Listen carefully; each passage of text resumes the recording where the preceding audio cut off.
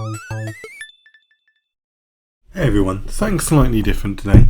Recently one of the original handheld YouTubers, Techie Udon, did a video on a $40 Batocera drive that ultimately sent me down a bit of a rabbit hole looking into what exactly is available on the market. I was actually quite surprised to see that there are dedicated stores on AliExpress that are, to use Techie's phrase, riding the pirate boats on the high seas to not only focus on relatively cheap Batocera drives, but also plug and play MicroSD cards for a vast number of retro handhelds, or drives that are supposedly specifically tweaked for certain Windows handhelds. So I've picked up one of the SteamDeck tuned MicroSD cards that are plug and play options for the SteamDeck. I received what looks like a SanDisk 512GB drive, which you just have to insert and then boot into by holding down the volume plus button while turning on the deck and picking it under the boot manager option. And that's literally it. In terms of plug and play options, it is very much plug and play, and you're straight into a fully set up version 37 of Batocera. This has been set up with pretty much every emulator up to and including PS3, and full to 99% of the microSD card storage capacity, which every game scraped for box art and videos, and every emulator set up with the same hotkeys wherever available. So a save state option in Dolphin Standalone would be the same hotkey combination than a save state in RetroArch.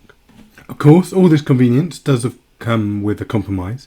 These obviously won't be your personally scraped ROM collections, and I'm not sure about you, but as someone who has a personal scraped digital collection, there's something eerie about looking into what is essentially someone else's. And on top of the eeriness, there's also the very legal implications associated with these types of products. In theory, it is similar to Ambernex and PowerKiddies, including a microSD card for their handhelds. But aside from the licensing of the ROMs, it's also outright against Batocera's terms to sell this exact type of thing. So, on the one side, you have the legal and ethical concerns associated with such a product, but on the other side being how accessible such a setup is, which is the user-friendliness of Batocera and the convenience of a preloaded gaming library who don't want to or can't create their own. What I do find interesting is that there doesn't seem to be any just add your library options available for those who don't want to go through any of the setup or optimization options and have their own curated library available. I guess it seems to be a matter of in for a penny, in for a pound, but I do get the impression that it's all tailored towards a numbers game. There's also the angle to consider that you have no real way of knowing exactly what you're getting.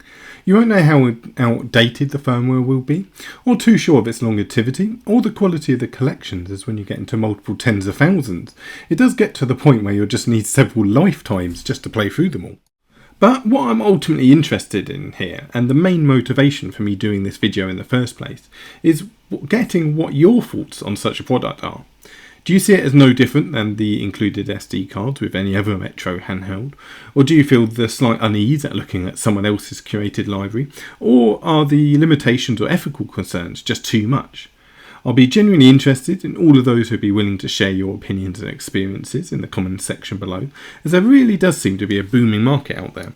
And there must be the demand out there to warrant the supply, so please do let me know your thoughts. That's it for now though, thanks so much for watching.